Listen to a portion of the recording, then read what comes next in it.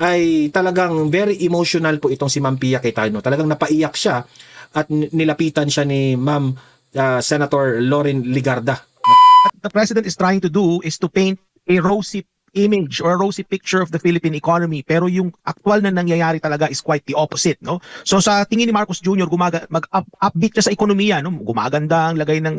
Dahil sa kanilang pamumulitika, itong administrasyon na ito, mas pinagtuunan nila ng pansin ang pamumulitika. Ang nasasakripisyo yung ating ekonomiya. Sobrang bagsak na po ang ating ekonomiya. Ito, panoorin po ninyo ito. Narito ang Balitang Pinoy TV.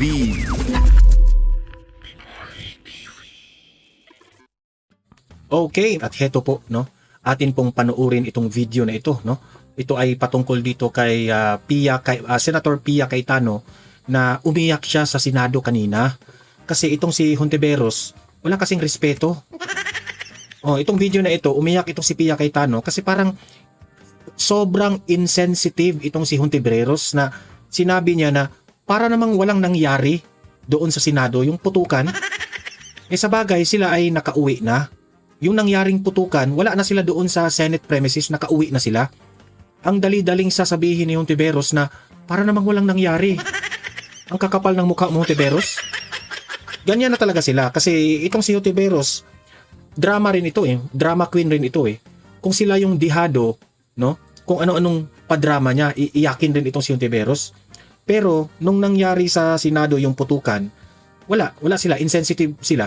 Hindi man lang nila kinumusta itong mga senador na nandoon. Kasi sila, yung minority, nakauwi na. Hindi man lang kinumusta. Wala man, yan ang sabi ni Pia Cayetano ha, ni isa sa kanila. Wala man lang tumawag sa kanila na nangumusta. Uy, kumusta kayo dyan? May putukan nangyari sa loob ng Senado. Kumusta kayo dyan? Kapwa senador. Instead na tayo'y magtulungan dito sa Senado, parang pinabayaan pa sila. Tapos sasabihin, para namang walang nangyari. Oh, yan ba si Riza Hontiveros? Yan ba ang tatakbong presidente sa 2028? Ganyan sila eh. Kung meron silang political gain sa isang pangyayari, eh magdadrama yan. Pero yung nangyari sa Senado, yung putukan, wala silang political gain doon eh. Wala silang makukuha doon eh. Hindi wala sila. Ha? Sasabihin walang nangyari. Ganyan kabastos. Si Senator Riza Hontiveros, yan po ang ating ipapakitang video sa inyo mamaya kung saan nagalit at napaiyak itong si Senator Pia Cayetano. At pag-usapan rin natin itong ekonomiya ng Pilipinas under the Marcos administration ay sobrang bagsak na po.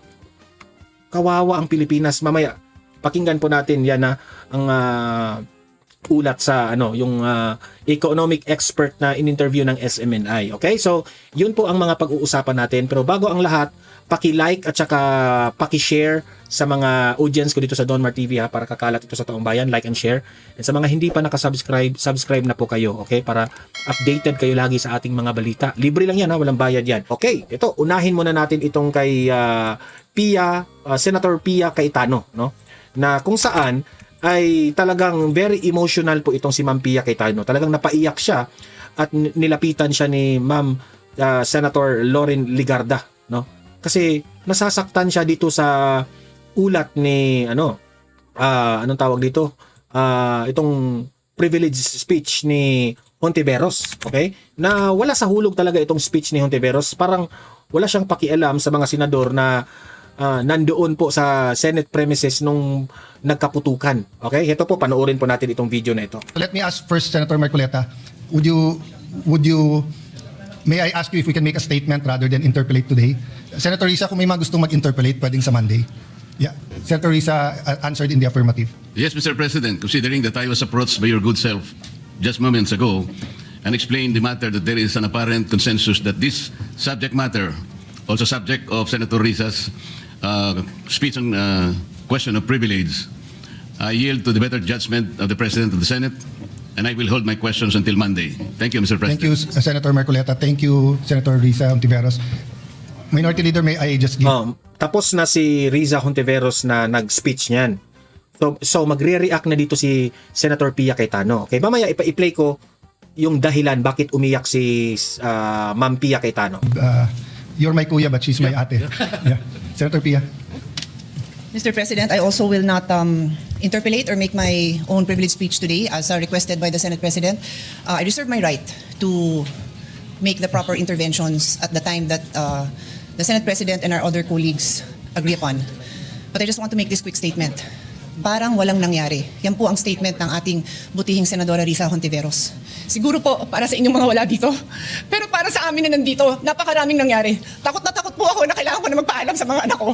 At yung staff ko, 2 pintuan ang pagitan ko sa putukan. Yung staff ko na si Claire, na 20 years na sa akin, nandun siya sa labas. She has a 12-year-old son. Kinuwento niya sa akin late na tumatakbo siya, hindi niya alam kung saan siya pupunta. Kaya para sabihin niyo na walang nangyari. Napakasakit para sa aming lahat na nandito.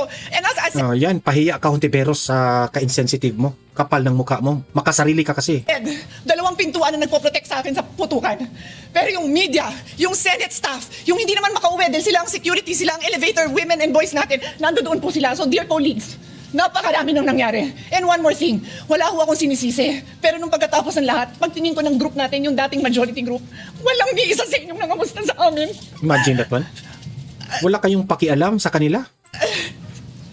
Some of you I've known for 20 years, 10 years, and I didn't even hear any of you say, kamusta na kayo dyan? Napakasakit na sa akin.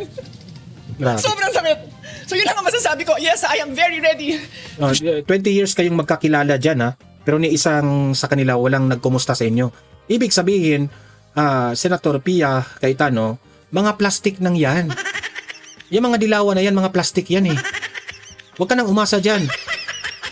Sino yung 20 years dyan? Sina Kiko Pangilinan, Riza Hontiveros, yun, yung mga ano dyan, Tito Soto, 20 years na kayo magkakilala dyan, di ba? Yan yung mga plastic dyan. Ping Lacson, plastic. Wala silang, buti sa Tulfo. Yung mga Tulfo brothers na yan. Lito Lapid, isa pa yan. Ang tagal-tagal na yan. Pero ito mga Tulfo, bago lang ito. Mga plastic yan, Ma'am Pia. Plastic yan sila. Share my story to ask questions. Pero kung wala ho kayo dito, huwag niyong questionin yung mga nangyari sa mga nandito. Dahil nandito kami, kasama ng staff. Staff namin, Senate staff. You have your own story, I respect that. But please respect my own story. Thank you, Mr. President. Minority Leader. Mr. President, Grabe ha, emotional yun ha. Hindi yun plastika na pagkasabi ni Senator Pia. Yes, of course, we sympathize with the manifestation made by Senator Pia Cayetano. But my position is merely to give a suggestion for your consideration and for the consideration of our colleagues. I think this particular issue, once culminated, should be referred to the Committee of the Whole. The reason being, it is an extraordinary remedy necessary because of the issues of Senate institutional security. The chamber itself is affected. The institution is threatened. There are multiple Senate committees that are going to be involved. Public order, justice, rules, ethics, even finance because of the procurement of the weapons. Allegedly that... Yung mga minority, itong mga minority sa Senado ha, kayong mga audience ko sa Donmar TV, tandaan nyo itong mga minority na ito. Huwag nyong iboto ito pagdating ng eleksyon. we were used to. So the Senate has a direct institutional stake, every senator. So this is not just a majority or minority. So therefore, may I give a suggestion that you consider the possibility of all these manifestations be referred to the Committee of the Whole. And in the past, the Committee of the Whole, when we investigated Parmali, we investigated PhilHealth, it was the Senate President that chaired the Committee of the Whole, unless he appoints a This co-chair. representation always takes, you know this, Your Honor, always takes your suggestions seriously. So you're Thank you. suggesting we use Rule 14 and Section 14 of the rules and create a special committee, the Committee of the Whole. Is that correct? Yes. Mr. President, if I may, Mr. President. And before that, since we're going to go into caucus to speak about the calendar, may I ask the Minority Leader if it's acceptable that we discuss it there? Later in the caucus, just so that we don't have to discuss everything on the floor and we don't make... Sasagot si Riza Hontiveros dito ha, kasi umiyak na si Senator Pia. Itong si Hontiveros ngayon, mag-rebut siya doon sa sinabi ni Senator Pia. Hintayin ninyo dito lang sa video.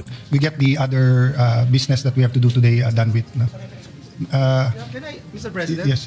Mr. Majority President, Leader. I'm sorry, Mr. President, but just to put on record, there are a lot of senators who wanted to speak and reserve their On right this issue. on this particular Put it issue. on We record have- so that we yes, can we have remind Senator Mark Villar, Senator Camille Villar, Senator Jingoy Estrada, Senator Robin Hood Padilla, Senator Bongo, Senator Loren Legarda, Senator Win Gatchalian, and even this representation, Mr. President. So, if I may, Mr. President, and with the indulgence of our colleagues, I think we already made that decision that on Monday, we can talk about this, Mr. President, and of course, entertain the idea being raised by our minority leader. So, with that, Mr. President, may I just move that we proceed with the reference of business so that the resolutions I just have to recognize Senator Ontiveros with that pakiusap of everyone. we that yield, we- Mr. President. Yes. We yield to the distinguished lady, Mr. President.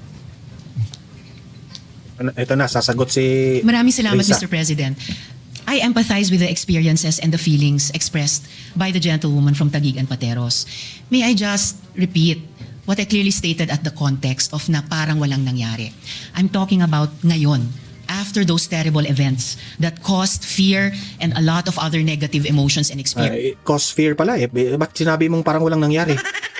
Ito, babarahin siya mamaya dito kay Cayetano. Sa ating mga colleagues, sa ating mga Senate staff, sa security unit dito at sa Senate media. Yun po yung punto ko. And it is akin to one of the points raised by Senator Erwin earlier before my privileged speech. But let So me just assure to you correct that's not that, the Mr. case. President. In fact, I have to deal with the security of the Senate every day. I'm just not telling you everything that we have to deal with now to make sure that there's no bombs in the in the area, just like every day except this time. And also making sure that there's no miscommunication between the executive, legislative, judiciary, and the international community. That's Yan ang precisely tama. why Si Soto, walang ginagawang ganyan siguro. Si Soto, walang pakialam. we are waiting for the complete investigation because there are matters that when are discussed in public will cause more alarm and confusion rather than clarity. But that doesn't mean na parang walang nangyari lang. I think that's the point where there will be strong answers, Senator Risa. But of course, you have your point of view and we respect that.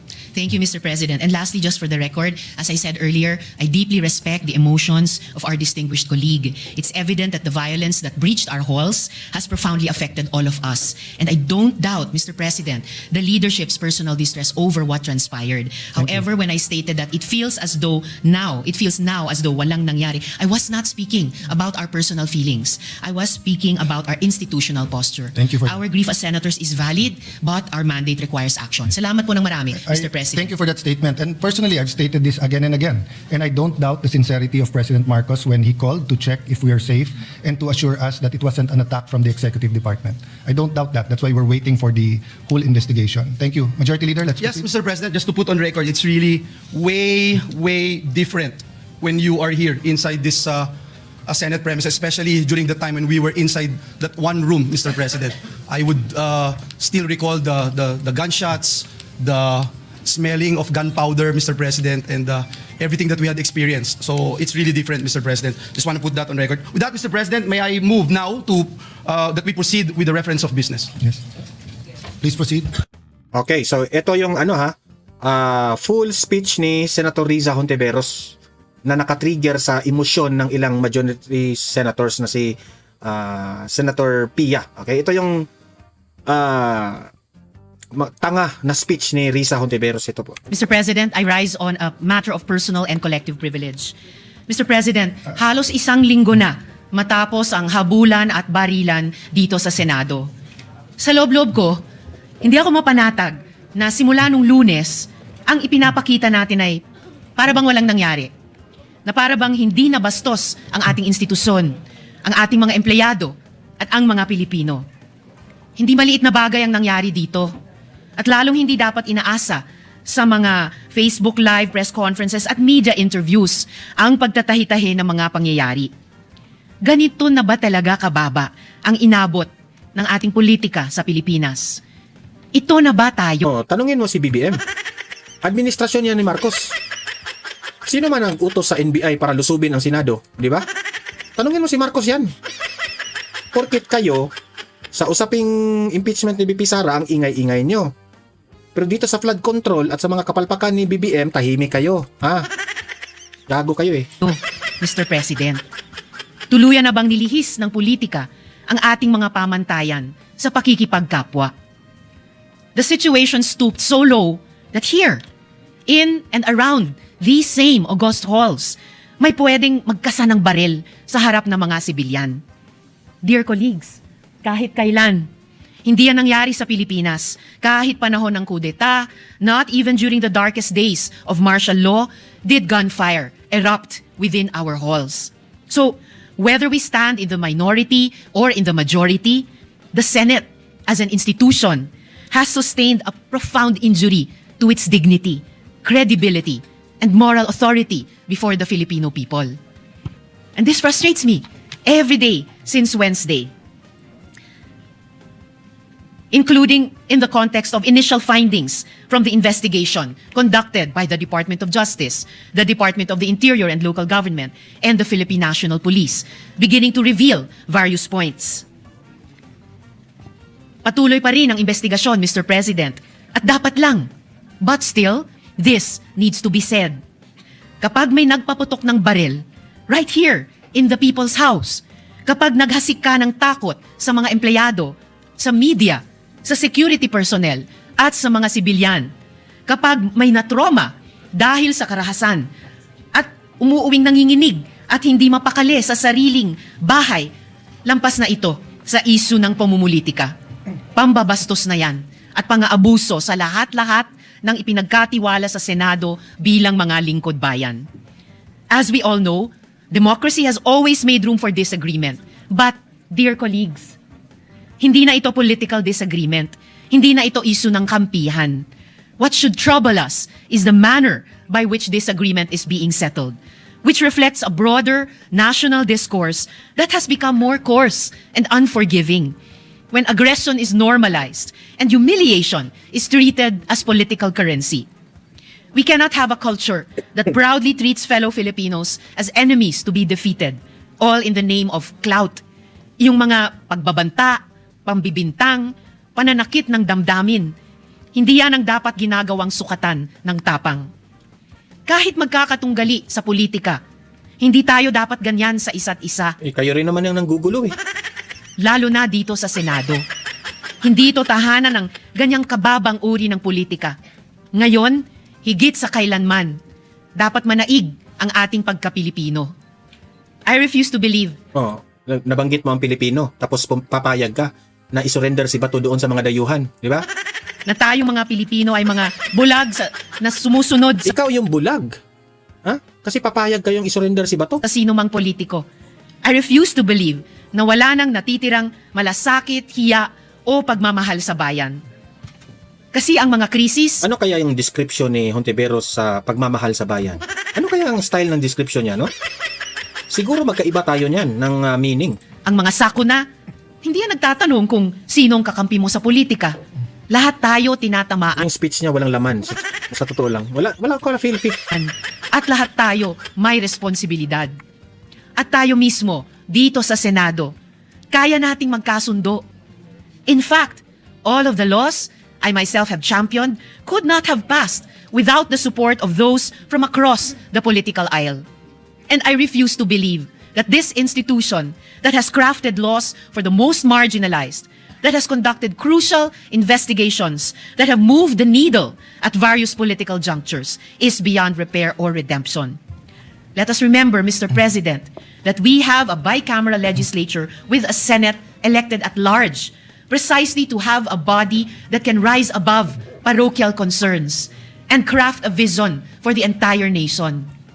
At kaya kong sabihin ng buong puso that this Senate has, at its best, shown that disagreement does not destroy our common duty. We have passed laws across party lines. That is why we cannot act as though nothing happened last week. Alam natin ang tama at mali. Alam natin kapag sumosobra na. And this is what our country needs from us now. For the Senate, in this difficult hour, Ang plastic mo? to reflect the best of our people. May we prove worthy of the trust that our Yung lahat ng mga sinasabi mo, Hontiveros, gawin mo yan ng totoo. In reality, gawin mo yan. Kasi mahilig ka lang sa salita eh. people have placed in us. Marami pong salamat sa inyo at sa lahat, Mr. President. Yan po ang ang kay Hontiveros. So, Tama naman si Senator Pia. Halatang halata naman, wag na tayong magbulahan at magplastikan. Wala man lang kayong pagmamahal sa kapwa ninyo mga senador, porket mga majority yung nandoon sa Senado at kayo na yung nakauwi itong minority, wala kayo parang binabaliwala nyo lang yung mga nangyayari, di ba? Kasi alam nyo kasing si Bato yung huhulihin, wala kayo, hindi nyo pinoprotektahan ng Senado. Sige, hala, pasok mga NBI, pasok mga PNP, basta mahuli lang si Bato, ganon ba? Di ba? Samantalang itong majority, talagang makikita mo mga matatapang, sila yung nagpoprotekta talaga sa kapwa nila senador. Kayong mga minority, wala kayong ginawa. Pinabayaan nyo si Bato. Sa bagay, kampi kayo sa administrasyon, wala kayong ginagawa, di ba? Kasi itong administrasyon na ito ay talagang dahil sa kanilang pamumulitika, itong administrasyon na ito, mas pinagtuunan nila ng pansin ang pamumulitika, ang nasasakripisyo yung ating ekonomiya. Sobrang bagsak na po ang ating ekonomiya. Ito, panoorin po ninyo ito. What the president is trying to do is to paint a rosy image or a rosy picture of the Philippine economy, pero yung actual na nangyayari talaga is quite the opposite, no? So sa tingin ni Marcos Jr., mag-upbeat siya sa ekonomiya, no? Gumaganda ang lagay ng ekonomiya, but yung katotohanan yan is kabaliktaran, no? Bakit ko nasabi yan? Kung titingnan mo yung datos, Jade, nung first quarter of 2026, ang inilago lang ng ekonomiya is 2.8%. At hindi pa natin dyan nakita ng buo yung naging epekto ng digmaan sa Middle East, dyan sa 2.8%. So ibig sabihin, pag titingnan mo yung growth ng ekonomiya, ng pangkalahatang ekonomiya for the second quarter, magiging mas mababa pa yan sa 2.8%. Ang inflation, Jade, for April is 7.2%. At taas pa yan because of the conflict nga, yung pagtaas ng presyo ng produktong petrolyo. So from growth and prices alone, makikita mo na hindi maganda ang ekonomiya. Ito na nga mga kabalita. Ano na ang masasabi nyo patungkol sa balitang ito? Please comment down below mga kabalita. Pag-usapan natin yan sa comment section. At kung di ka pa nakasubscribe sa ating channel, baka naman